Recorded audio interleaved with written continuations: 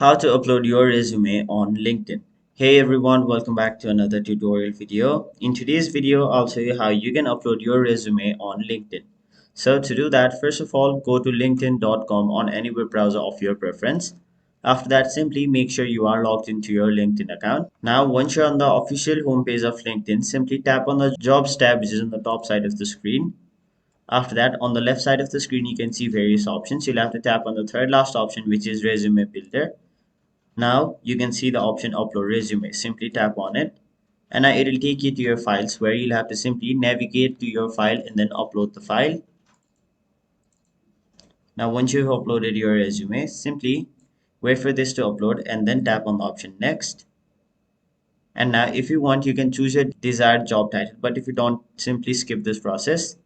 And there you have it. So that is basically how you upload your resume on LinkedIn. That was it for this video. Hope this video was helpful to you guys. And if it was, make sure you like this video and subscribe to our channel so that you don't miss out on further videos such as these.